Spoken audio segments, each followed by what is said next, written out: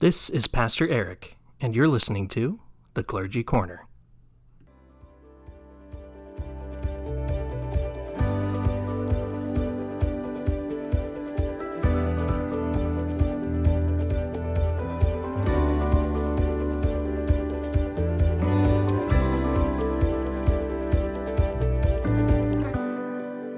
Welcome to episode 289 of the special podcast about life and faith.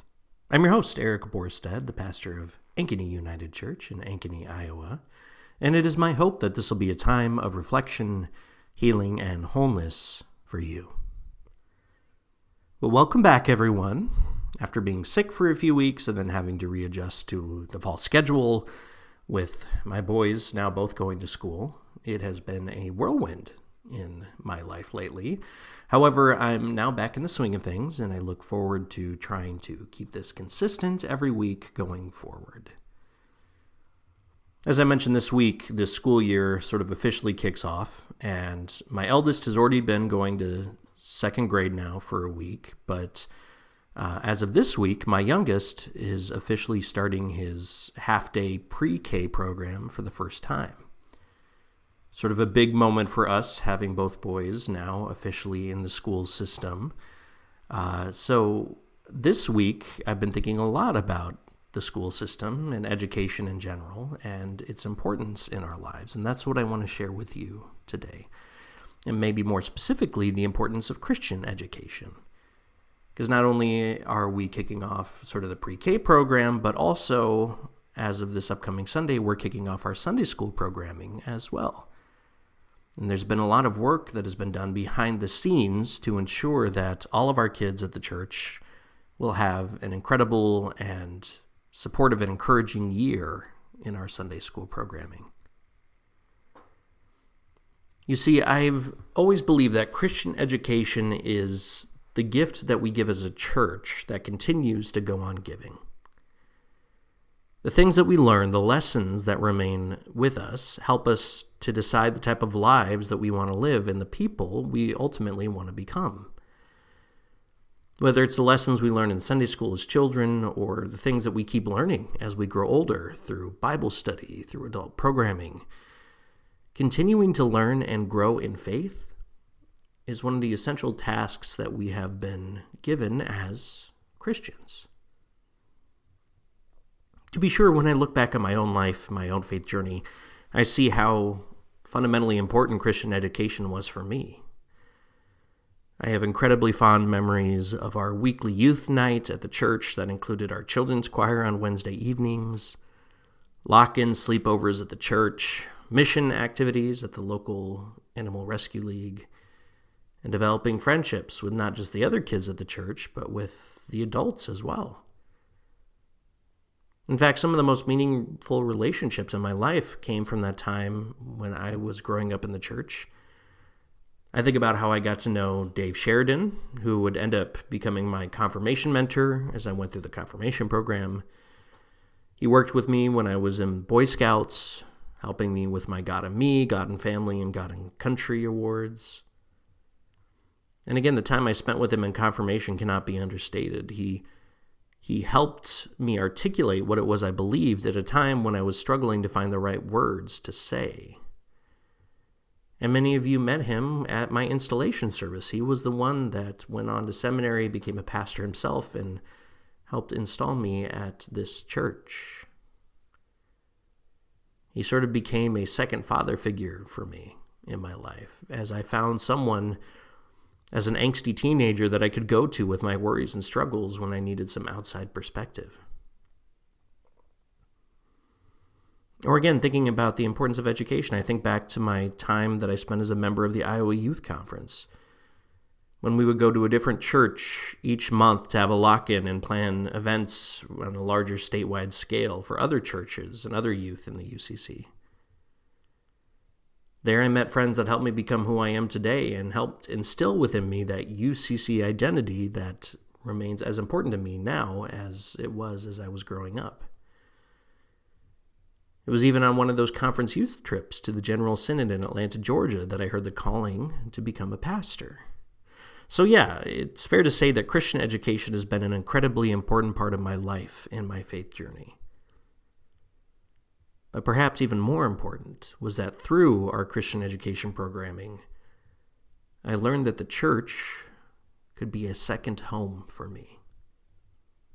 A place where I was loved and accepted just as I was, where I could have countless adoptive parents and grandparents who were cheering for me and my successes every step of the way.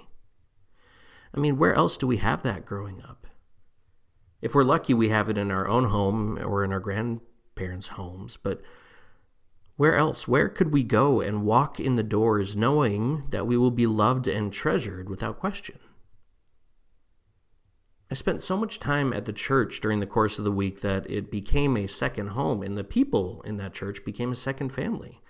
And family, they were the ones that came to my concerts or plays at schools or sporting events. They were true family in every sense of the word. And for me, that's the sort of life that I want for my kids and for the kids of the church. In a world that will tell them time and time again that they are not good enough, or that the world will judge them with unrealistic standards and expectations, I want the church to be the place where they will go, where they will be welcomed with open arms and loved without question. I want the church to be a place where they can feel safe and welcomed, where they can truly be themselves, whoever they are. Where they can go to their many adoptive parents and grandparents to talk about their problems and worries, especially when they might not want to go to their own parents. To me, that is what the church is all about. That is what the church is at its best. And I know that it's possible because that's what the church was for me.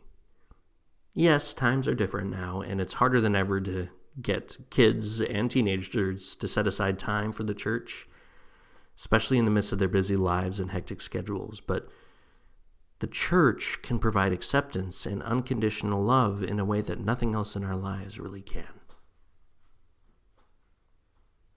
So for me, as we welcome the beginning of another school year and kick off our Sunday school programming, it is a good reminder to us of why we do this important work together. Why education, and Christian education more specifically, can become the foundation upon which a robust and thriving faith is built. It is our duty as a church to make sure the children of our church know without a shadow of a doubt that they are loved and valued just as they are. That no matter what the outside world might tell them, no matter what ever in their life comes their way, they will always have a home here, a home away from home. That second family that will have their backs no matter what. For me, that's what it means to support our Christian education program and its teachers. And personally, I'm so excited for this upcoming year and all of the possibilities that await. We even started up our confirmation class, and in it we will watch our teenagers partner with their mentors, and they will explore their faith in a more authentic, honest way and be able to articulate what it is that they believe. And so I'm going to invite all of us to offer special prayers for the start of the school year and for our Sunday school program as well. Let us do what we can to recommit ourselves to the importance for caring for our youth, for helping them nurture them as they grow, to be that place, that home away from home where they can always run to, where they will know every day without a shadow of doubt that they are loved just as they are. My friends, let us entrust the future of our world into their very capable hands. Until next time, be well, my friends.